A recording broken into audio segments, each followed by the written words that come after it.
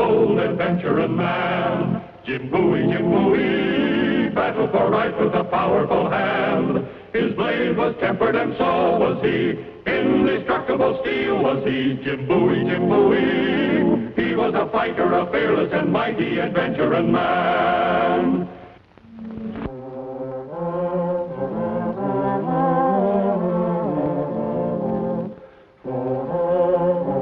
In the year 1829, a traveler from the Ohio River Valley had two ways of getting to New Orleans. Either he traveled down the Mississippi and risked his life and fortune with the river pirates, or he followed the dangerous overland trail known as the Natchez Trace, infested with bandits and highwaymen. Either way, the journey was beset with peril. But to Jim Bowie, whose business ventures took him far and wide, these perils were the natural risks to be encountered in a raw country where only the strong survive. To Jim Bowie, these perils spelled adventure.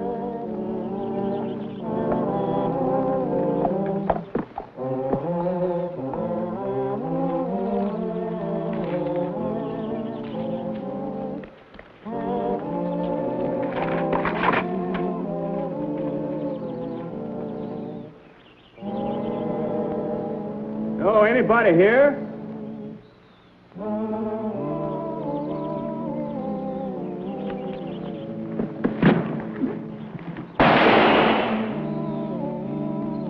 You there in the wagon? How about a little talking first and shooting after? Huh? I don't mean you any harm. What are you scared of?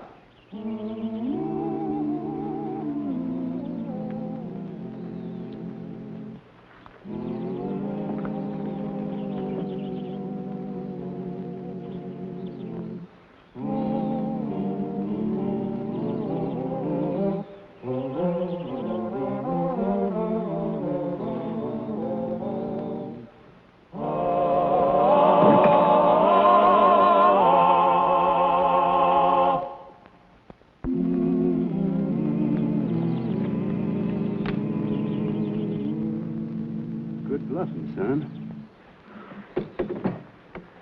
Where is everybody? There was only me and Pop. They killed him. They? Yeah. I thought you was one of them coming back after me.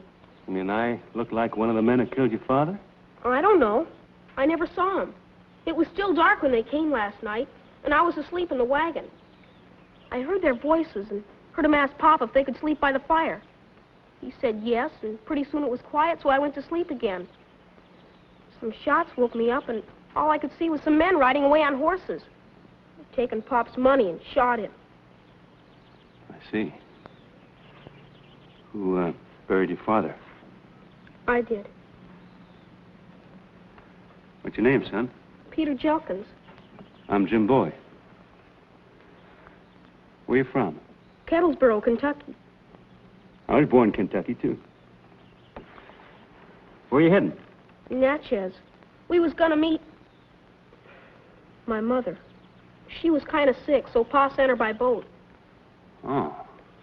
Well, just so happens I'm heading that way. You want to come with me? I'm not afraid.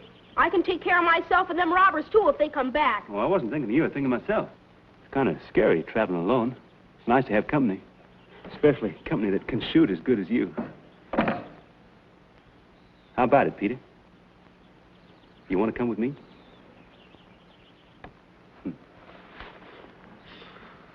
Well, let's take a look around, shall we? A lot of hoof marks here in the soft earth. Looks like 2 horses and a donkey or burro. See those little hoof marks there?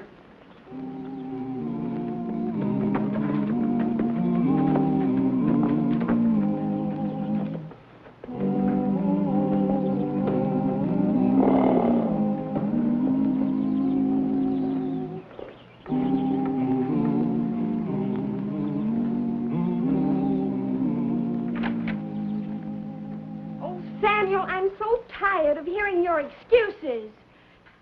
Obviously, the guide wanted more money. Why didn't you offer it to him? I did. He wouldn't budge a foot further. Well, hawk or no hawk, we can't sit here in the middle of the wilderness forever. Either we go on without a guide or we turn back. Times like this, when a woman needs a man like your father. He'd never been scared out by any hawk. Pardon me, folks. I couldn't help overhearing. What is this about the hawk being on the trace again? It is true. Twice the hawk struck during the past week. He robbed and murdered both victims. Oh, allow me to introduce myself. I am Deacon Haskell of Piney Ridge. I have traveled the trace many times, spreading the gospel, and I have yet to come to any harm. Perhaps you are unduly alarmed. Don't fool yourself, Deacon. It was the hawk, all right. He always treats his victims the same way. Robs them and then kills them. Now, you folks want my advice, you won't venture out on that trace without a good guide.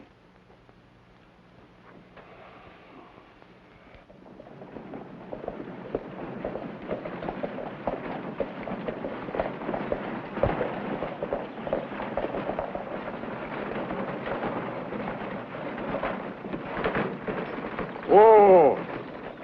Whoa! See what I mean, Peter, about a man moving out west to find some breathing room? Hereabouts, man can't hardly find any hitching space. Come on, let's you and me go in the store and get ourselves some groceries and be on our way.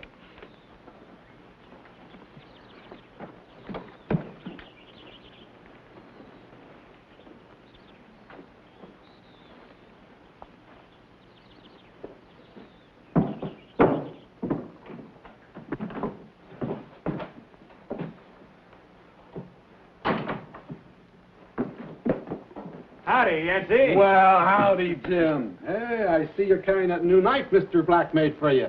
Oh, boy, that sure is a beauty. Yes, sir. Don't mind telling you, it feels good hanging there, too. Ah, I thought you was heading for home. I was. Changed my mind. I got myself a new partner. He's got an appetite bigger than mine. We need some groceries. Slab of bacon, 5 pound of beans, please. Right. Say, wasn't you in here just yesterday with a kind of an oldish man? That was my father. His father was murdered and robbed on the trace a few miles south of here. I'm taking him to Natchez to his mother. You hear that, folks? His father was robbed and murdered on the trace just south of here.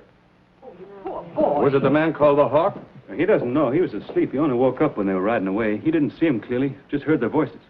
Yeah. Peter, will you take us out the wagon? Well, don't just stand there, Samuel, with your mouth open. Tell us what we do now. What can we do without a guide? Well, the trace is clearly marked. Just follow the wagon tracks.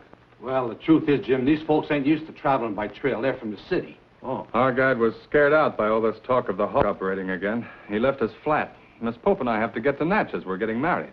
Mr. Cummins is her fiancé, and the lady there is her mother, Mrs. Pope. Howdy, man. And I didn't catch your name, mister. August Meyer, I come from Germany. And the gent with the stovepipe hat is Deacon Haskell from Piney Ridge. Howdy do, sir. Folks, meet Jim Bowie. I don't mind telling you all, the trace is no place for a bunch of greenhorns. I'm begging your pardon, ma'am. Oh, don't apologize, Mr. Bowie. We're greenhorns, all right. There's no mistake in that. All the same, if I were a man, I'd show that hawk a thing or two.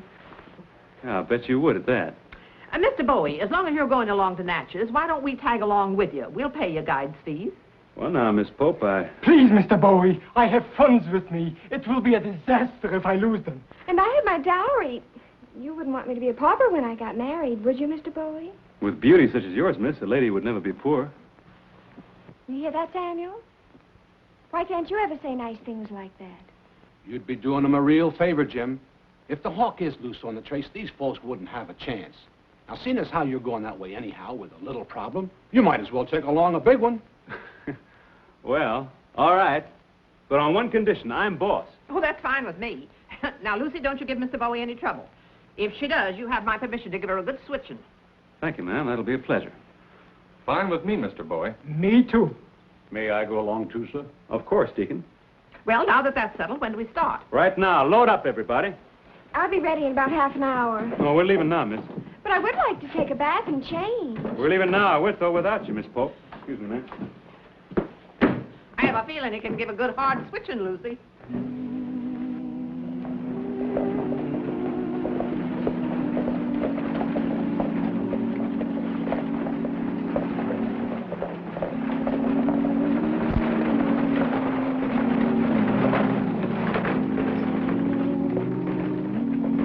Whoa! Let me spell you, Sam. His name is Samuel, Mother. Well, I like Sam. Sounds more like a man. Well, I like Sam, too. Well, I like Samuel, and you're going to be called Samuel. Do you know what my husband would have done to me if I'd screamed at him like that? He'd have kicked me right in the bustle. I'd like to see somebody try that with me. So would I. Go on.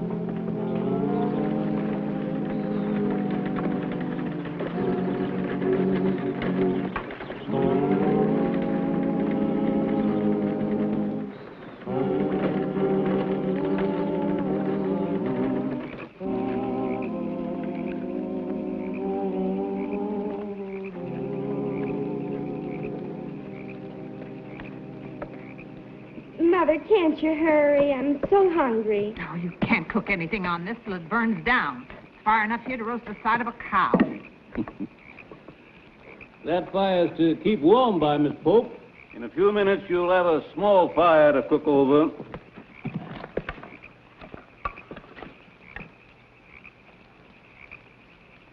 Who's missing? Where's Cummins? I sent him after some bath water for me. I said no one was to leave camp without my knowledge. You want to get your young man killed, Miss Pope? Mr. Bowie, you have such a loud, threatening voice. I'm sure no robber would have the courage to come near us. There's work to be done, Miss Pope. Get on your feet and help your mother cook supper. Mr. Bowie, you remind me so much of my dear departed husband. Thank you, ma'am. You grind. Go on, grind.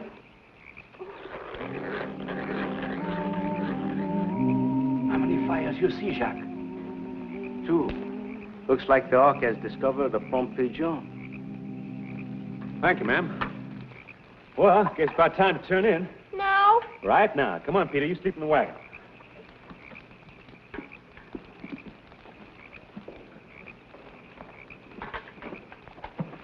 Time to stop, time to eat, time to sleep.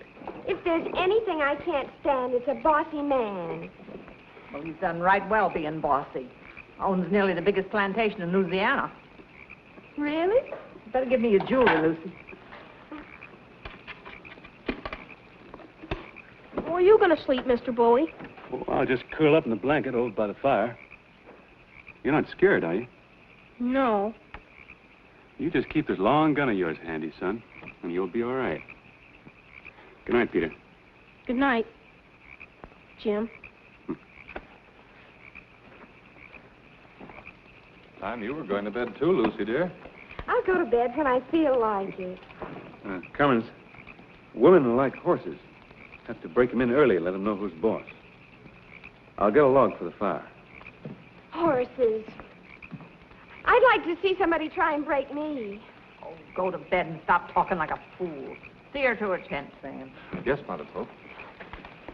Well, you go first, Samuel. Oh, of course, dear. For a preaching man, you don't have much to say, Deacon. Well, preaching's for them that need saving, ma'am. I keep the good words for them that needs them. The book says not to cast your pearls where they won't do no good. Meaning no offense, ma'am. But you don't look like a woman that needs no preaching. Mr. Bowie?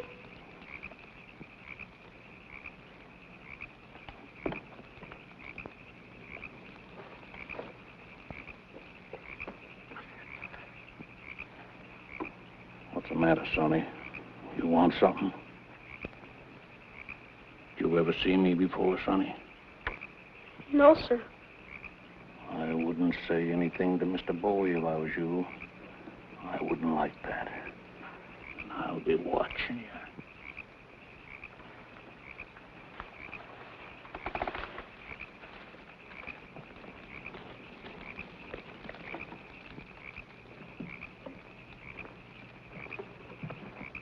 There's ought to keep it burning the rest of the night. Mr. Bowie, I'd feel better if you kept this box for me tonight.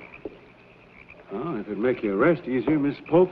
Thank you. Good night. Good night. Good night, Mother Pope. Good night, then.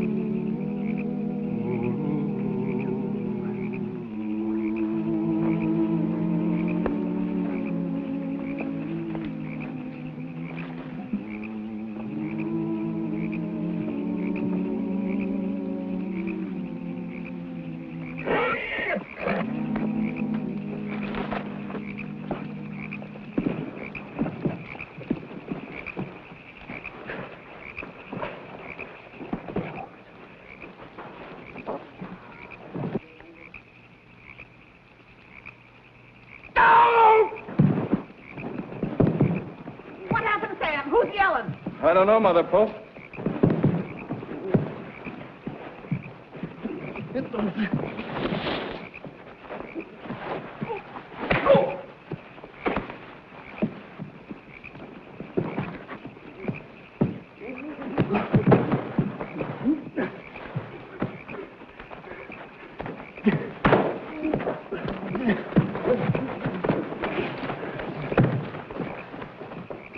Hold it, Cummins. We don't know how many of them there may be out there. You might get trapped. I'm sorry, Bowie. I guess I kind of messed things up for you. Forget it, Deacon. We all bungled this one.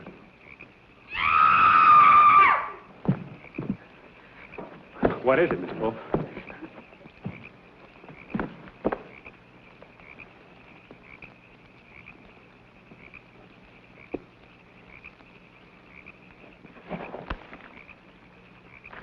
His money belt's empty.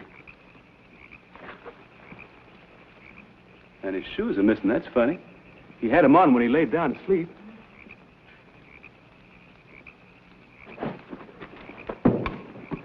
Well, they didn't get the strong box. Although they intended to, that's for sure. They attacked me first. They must have known I was guarding it. But how? Yeah, I wish I knew. Mr. Bowie, Yes, Peter, what is it?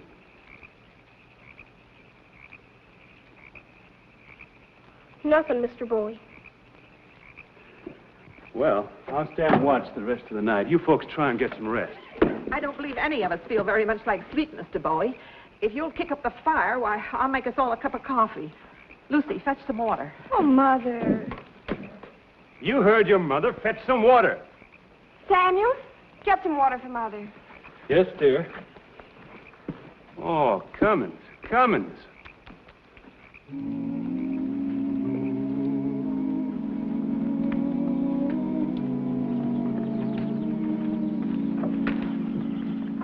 Mr. Bowie, I want to tell you something quick. What is it, Peter? Shh, not so loud. The deacon will hear. What about the deacon? Last night, the minute I got in the wagon and covered my head with the blanket, I heard the deacon's voice and I remembered. It's the same voice I heard when my pa was killed. You sure? I'm sure, all right. He knows I know, too. I think he wants to kill me, Mr. Bowie. Peter, you mustn't start imagining things. I'm not imagining things. That's the man that killed my pa. I'll bet he killed August, too. You could be right. But we'd have to catch him in the act. They didn't get the strong box, so they'll probably try again tonight. If they do, we'll have a little trap ready for them. Go on, climb in.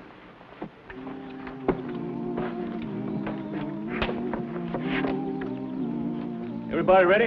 Ready, Mr. Bowie? All right, let's go.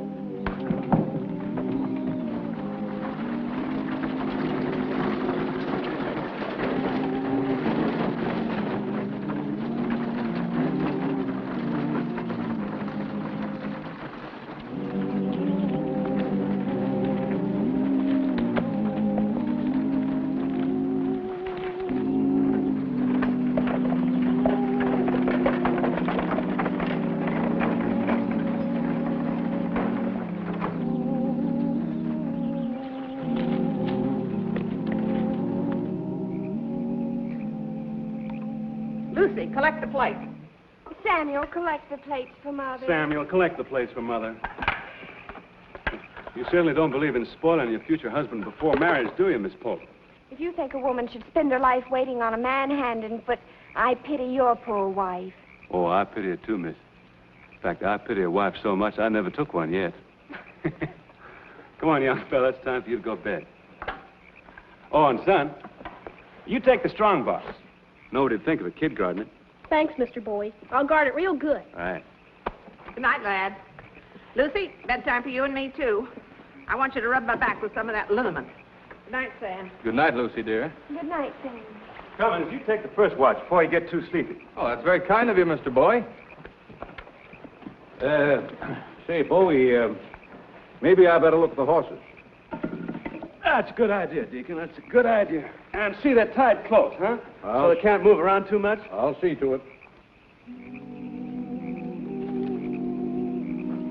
Where's the big fellow with the knife, Sleepy? I'll take care of him. You go for the kid in the wagon. He's got a strong box. And make a good job of him. That boy knows that I killed his old man. You handle the young fellow standing watch.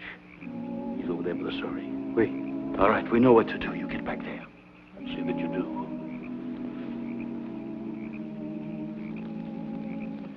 Everything's fine. I hope so.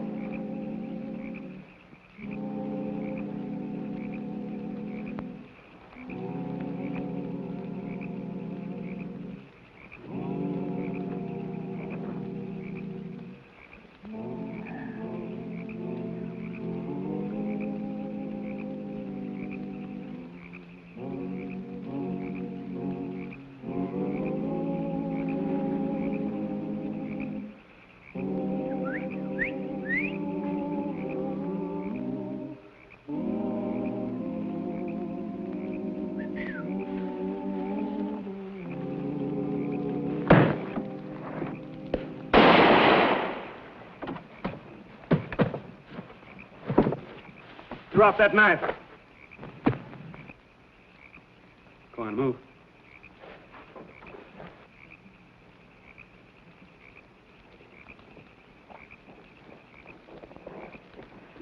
Quick, Finnegan's running away!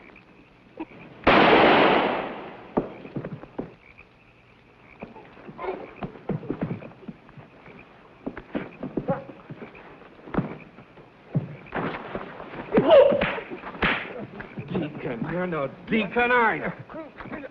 No. No. No.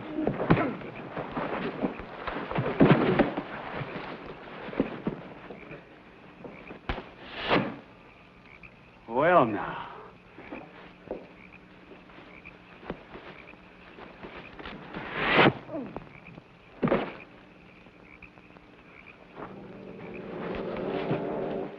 No, I keep him.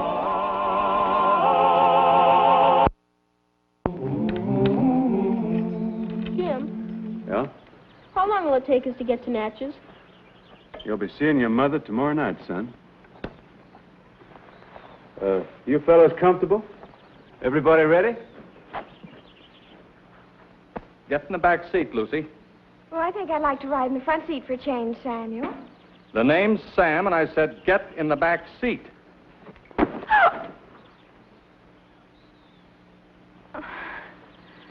Whatever you say, dear. Sam? Ready, Mr. Bowie? Yes, Sam, I reckon you are. Come on, up we go.